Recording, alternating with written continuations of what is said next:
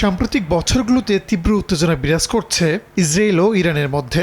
গাজা যুদ্ধের জেরে গেল বছর পাল্টাপাল্টি হামলা চালিয়েছে দেশ দুটি। চলতি বছর ইসরায়েল ইরানের পারমাণবিক স্থাপনাগুলোতে হামলা চালাতে পারে বলে খবর প্রকাশ করেছে বিভিন্ন আন্তর্জাতিক গণমাধ্যম।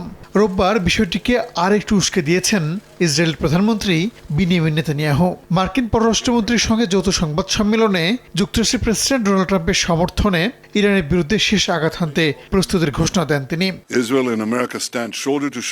ইসরায়েল ও যুক্তরাষ্ট্র কাঁধে কাঁধ মিলিয়ে ইরানের হুমকির মোকাবিলা করছে। গেল 16 মাসে তেল আবিব তেহরানের সন্ত্রাসী কার্যক্রমের বিরুদ্ধে শক্তিশালী আঘাত এনেছে। আমি নিশ্চিত প্রেসিডেন্ট ট্রাম্পের নেতৃত্বে আমরা আমাদের লক্ষ্য পূরণ করব। সংবাদ সম্মেলনে মার্কো রুবিও বলেন, ইরানকে কখনোই পরমাণু শক্তিধর দেশ হতে দেওয়া হবে না। মধ্যপ্রাচ্য জুড়ে ইরানের ছত্রছায়ায় গড়ে ওঠা বিভিন্ন সশস্ত্র গোষ্ঠীকে মোকাবেলার ঘোষণাও দেন তিনি। ইরানকে কোনোদিন পারমাণবিক ক্ষমতাধর দেশ হতে দেয়া হবে না। হামাস, হিজবুল্লাহ, সিরিয়া কিংবা ইরাকি মিলিশিয়াদের পেছনে একটি সাধারণ শক্তি রয়েছে, আর তা হলো ইরান। এই শক্তিকে অবশ্যই মোকাবিলা করতে হবে।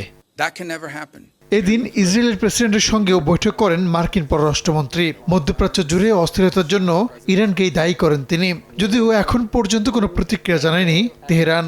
তবে নেতানিয়াহু ও মার্কোর এই মন্তব্য ইসরায়েল ও ইরানের মধ্যে চলমান উত্তেজনাকে আরও বাড়িয়ে দিতে পারে বলে মনে করছেন বিশেষজ্ঞরা। সেই সঙ্গে উভয় পক্ষের মধ্যে সংঘর্ষের আশঙ্কাও দেখা দিচ্ছে। রাহানুল রানা, সময় সংবাদ।